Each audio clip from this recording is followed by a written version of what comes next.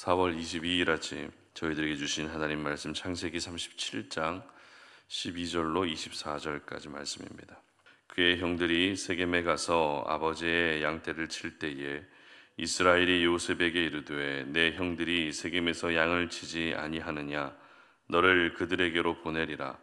요셉이 아버지에게 대답하되 내가 그리하겠나이다. 이스라엘이 그에게 이르되 가서 내 형들과 양떼가 다 잘 있는지를 보고 돌아와 내게 말하라 하고 그를 헤브론 골짜기에서 보내니 그가 세겜으로 가니라.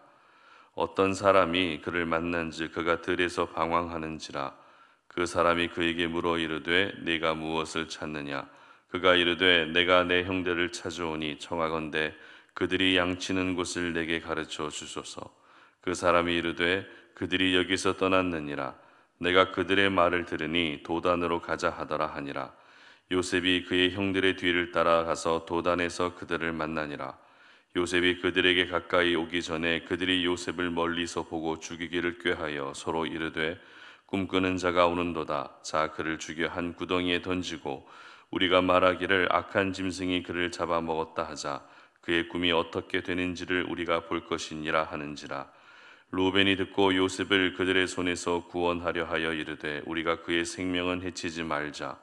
루벤이 또 그들에게 이르되 피를 흘리지 말라. 그를 광야 그 구덩이에 던지고 손을 그에게 대지 말라 하니 이는 그가 요셉을 그들의 손에서 구출하여 그의 아버지에게로 돌려보내려 함이었더라.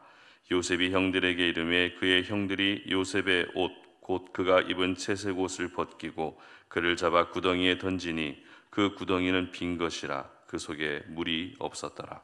아멘. 죽으라는 법은 없다라는 제목으로 오늘 아침 말씀 전합니다.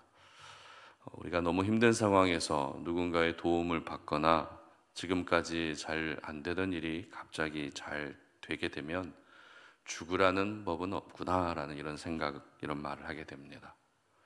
누가 봐도 죽을 수밖에 없지만 기사회생하는 것을 보면 이 죽으라는 법은 없다라는 그런 말들이 체감이 되는 것이죠. 하루하루가 목을 조여오는 듯한 고통을 느끼며 살아가는 것이 바로 우리 모두의 삶인 것 같습니다. 여러분 힘드시더라도 죽으라는 법은 없다는 말을 꼭 기억할 수 있었으면 좋겠습니다. 오늘 본문이 바로 이 죽으라는 법은 없다는 것을 잘 보여주고 있는 말씀입니다. 어제부터 저희들은 요셉의 인생을 살펴보고 있습니다. 요셉은 아버지로부터 사랑을 독차지했지만 형들에게는 미움을 받았기 때문에 가정 환경이 그렇게 평안했다라고 말할 수는 없습니다.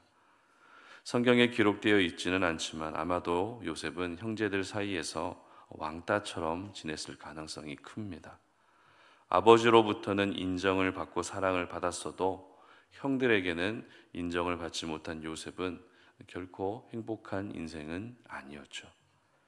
그런 요셉에게 일생일대의 위기가 찾아옵니다.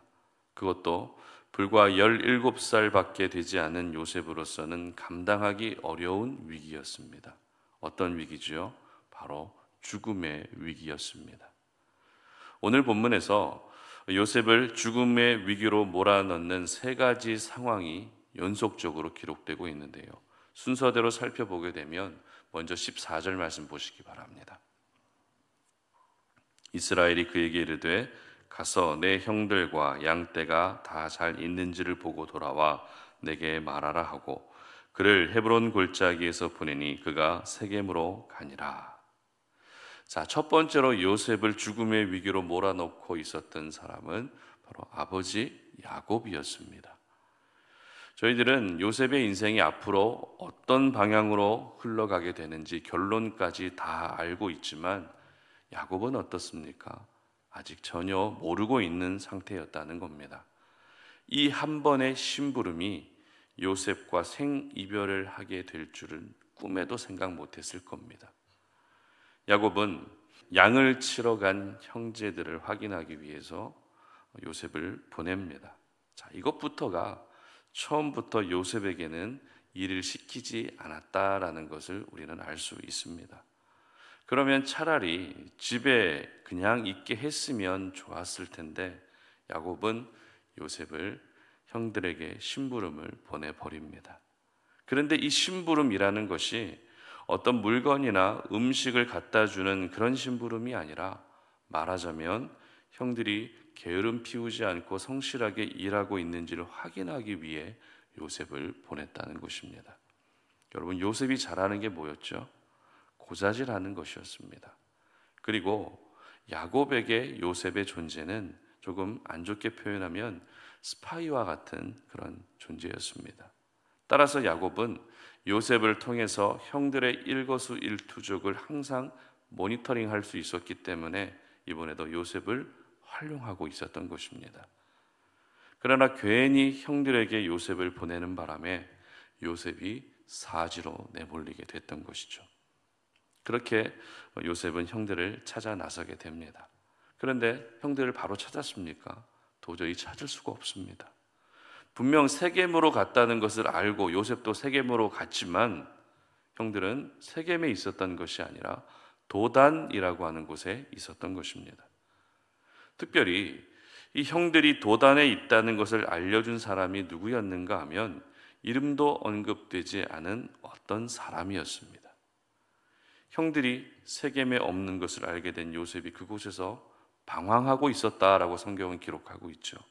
그런 요셉에게 먼저 찾아와서 말을 건네주고 형들의 위치를 알려준 사람이 바로 어떤 사람이었다는 것입니다. 요셉의 입장에서는 방황하고 있던 가운데에서 어떤 사람을 만났기 때문에 아버지의 심부름을 잘 수행할 수 있게 된 것은 분명 사실입니다. 그러나 이후에 펼쳐지게 될 죽음의 위기를 생각해 보면 어떻습니까? 차라리 오늘 본문에 등장하는 어떤 사람을 만난 것이 오히려 안 좋은 결과로 이어졌다고 볼 수밖에 없는 것입니다.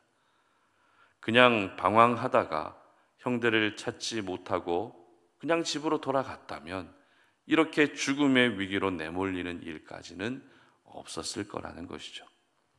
그리고 결국 어떤 사람의 도움으로 요셉은 형들을 찾게 됩니다. 그러나 요셉이 걸어오는 것을 보면서 형들은 하지 말아야 될 일을 계획하게 됩니다.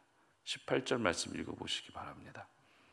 요셉이 그들에게 가까이 오기 전에 그들이 요셉을 멀리서 보고 죽이기를 꾀하여.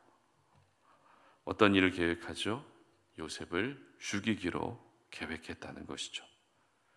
특별히 요셉의 형 10명이 하나같이 이 일에 동의하고 동참했다는 것은 지금 형들은 정상적인 사고를 할 수 없는 지경에 이르렀다는 것을 볼 수 있습니다. 과연 어떤 형들이 막내 동생을 이렇게 사지로 내몰 뿐만 아니라 죽이려고 하겠습니까? 여기까지가 바로 요셉을 죽음의 위기로 몰아가고 있던 세 가지 상황이었습니다. 야곱이 요셉에게 심부름을 시키고 형들을 찾지 못하고 있던 요셉에게 어떤 사람이 접근했고, 그리고 형들이 요셉을 죽이기를 꾀하는 이 세 가지 상황은 요셉이 바로 죽음의 문턱 바로 앞에 와 있다는 것을 우리에게 보여주고 있다는 것입니다. 그리고 요셉이 더욱더 죽음의 직면에 있었다는 것을 보여주는 표현이 24절 말씀에 잘 나와 있습니다. 그를 잡아 구덩이에 던지니 그 구덩이는 빈 것이라 그 속에 물이 없었더라.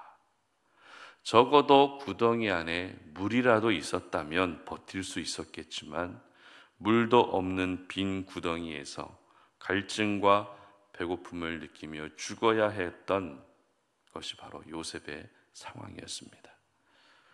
그러나 오늘 저희들이 주목해야 될 말씀은 설교 제목처럼 죽으라는 법은 없다는 것입니다. 모든 상황이 요셉을 죽음의 위기로 내몰아가고 있었지만 그럼에도 불구하고 죽으라는 법은 없다는 것입니다.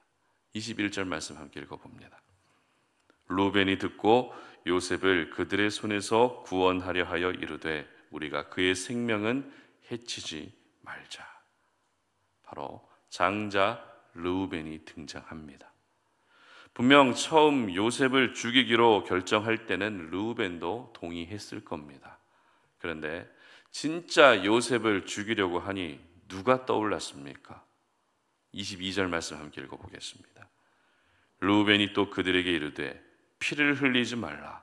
그를 광야 그 구덩이에 던지고 손을 그에게 대지 말라 하니 이는 그가 요셉을 그들의 손에서 구출하여 그의 아버지에게로 돌려보내려 함이었더라. 바로 아버지 야곱이 떠올랐다는 것입니다. 그래도 르우벤은 장자였기 때문에 아버지의 마음을 조금이라도 헤아리고 있었다고 볼 수 있습니다. 그렇다고 르우벤이 요셉을 특별하게 아버지처럼 요셉을 사랑했던 것은 아닙니다. 자기 아래의 모든 동생들이 요셉을 미워하는 것처럼 르우벤도 요셉을 미워했을 겁니다. 하지만 요셉의 생명을 해하는 일을 하기에는 아버지 야곱이 계속 눈앞에 아른거렸던 것이죠. 야곱이 요셉을 얼마나 사랑했는지 잘 알고 있었기 때문에 만약 요셉을 죽이게 되면 그 충격은 이루 말로 표현할 수 없을 만큼 크다는 것도 알고 있었던 것입니다. 그래서 르우벤은 장자의 권한으로 요셉을 죽이지 말자고 제안했던 것입니다. 그래서 결국 요셉은 죽지 않습니다. 그냥 구덩이에 던져지게 됩니다. 물론 물도 없는 구덩이에서 17살 동생을 던져 넣는다는 것은 폐륜적인 행위는 맞습니다. 그러나 죽지 않게 한 것만으로도 얼마나 다행인지 저희들은 요셉의 인생 스토리를 통해서 잘 알고 있습니다. 그렇습니다. 요셉은 분명 죽을 수밖에 없는 상황이었지만 죽으라는 법은 없었습니다. 그래도 살 수 있었고 살아 있었기 때문에 애굽에서의 새로운 인생이 시작될 수 있었던 것입니다. 여러분, 이것이 바로 하나님의 은혜입니다.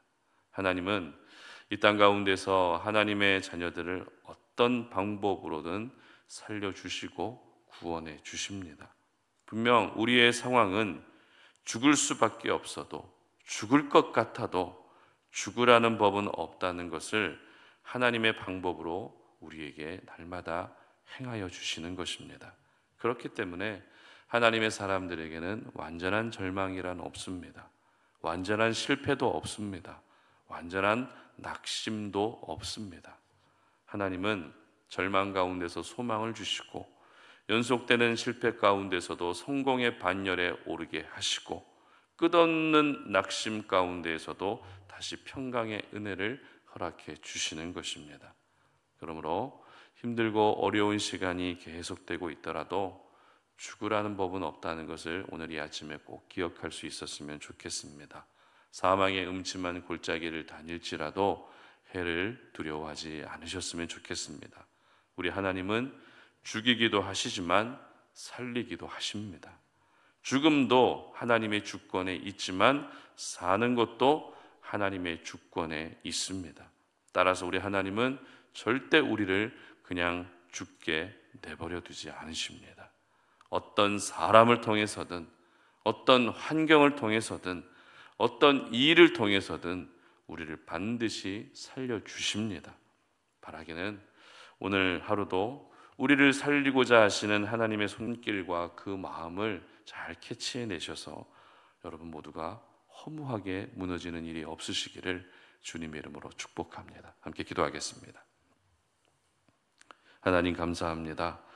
오늘도 우리가 주님의 거룩한 말씀을 묵상하며 오늘 이 하루를 시작합니다. 하루하루가 쉽지 않은 그런 날들이 연속되고 있습니다. 이런 힘든 시간들 속에서 정말 나는 죽을 수밖에 없는가 라고 하는 그런 절망적인 생각들이 밀려올 때가 많습니다. 그러나 요셉의 인생을 보게 되면 죽으라는 법은 없다는 것을 우리가 깨닫습니다. 주변의 모든 상황이 요셉을 죽음이라고 하는 그 사지로 내몰아가고 있었지만 하나님은 하나님의 방법으로 요셉을 살려주셨습니다. 오늘 우리 사랑하는 송타 노린의 모든 지체들, 우리가 살아가는 모든 삶의 현장에 하나님께서 직접 개입해 주셔서 죽을 것 같은 이 고통 속에서도 우리를 살려주시고, 그래서 우리가 하나님께서 나를 살리셨다고 하는, 그래, 하나님의 사람은 허무하게 죽으라는 법은 없다라는 것을 깨닫고 하나님 앞에 감사할 수 있는 저희들이 되게 하여 주시옵소서. 감사드리며 예수님의 이름으로 기도드립니다. 아멘.